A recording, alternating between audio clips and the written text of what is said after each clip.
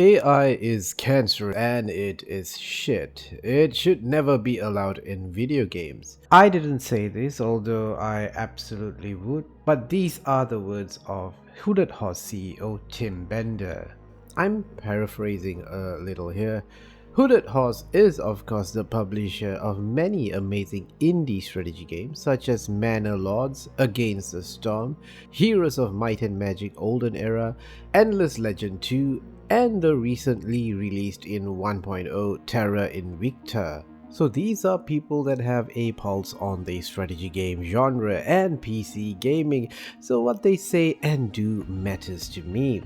According to what their CEO said to Kotaku, Hooded Horse is taking the fight against AI to the next level by actually requiring games they publish to not use AI.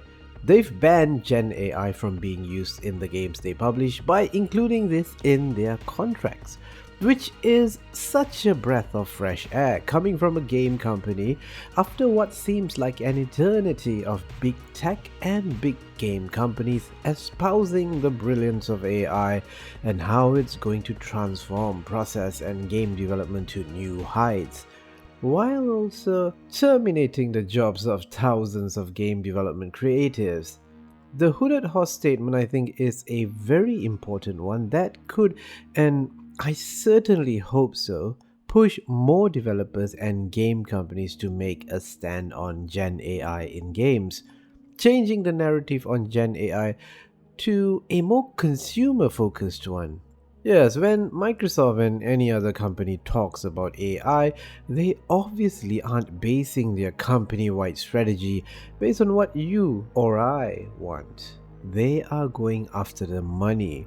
So, with the overall negative vibe on the topic of Gen AI, it might give mid sized to smaller game companies a bit of a pause to be more skeptical rather than just jumping on the hype of it. Now, Tim Bender from Hooded Horse didn't go into much detail about why he is so against Gen AI. He briefly mentions about the obvious issues of energy usage and copyrighted material used for training AI models, but primarily focuses on the fact that AI generated stuff is trash and cancer, as he said, and cannot be compared to human creative work. According to him, it is giving them a very big headache, hence the pretty negative stance on it. This is interesting, especially after criticism that Sven Winker faced when he revealed that Larian, makers of Baldur's Gate 3 and the Divinity series of RPGs, said they used Gen AI for exploring conceptual stuff. He thought that was a mild way of introducing AI to the company and stated they needed to do this to compete. Larian has gone through tough times previously, even coming close to bankruptcy. So, this statement about AI and its use is more of a survival instinct thing. Now, after some pretty scathing words from their fans about this practice, he has softened his tone a bit, perhaps even walked back a little from it, stating Larian won't use AI of any sort in the development of the new Divinity game they revealed, to avoid any unforeseen issues that may be accidental, as we've seen how AI artwork can creep into the final product. I have to admit, perhaps there is a bit of a loss in trust, just a tiny bit, with Larian, who, until now, has been seen as the proponent for great creative work in game development, someone who would champion the artists and developers, not a company I would equate with AI slop. Perhaps AI slop in game development is still a bit too harsh of a word. It's certainly not to the egregious extent of what we're seeing in terms of content creation on YouTube and other social media platforms, unless of course you're talking about Black Ops 7. What the hell? But the question is Hooded Horse on the wrong side of history here? AI, most specifically, is Gen AI usage in creative work just inevitable? Look, as much as I love making predictions, I'm not a clairvoyant, so I can't see the future. But people said NFTs were going to be the big thing in the future, and look at where we are at with it right now. I don't think AI will completely flop like NFTs. That was just a dumb idea. I mean, owning stuff on the internet? I mean, come on. But with the progress AI makes, will we all just need to move on as a matter of survival to adopt it? I can certainly see the use of AI in terms of crunching data and numbers, coming up with reports, summarizing said reports and numbers, and we humans being the ones that will make the decision based on the data insight provided by the AI. Improving the process and management of things in game development with AI or even Gen AI, I think that's fine.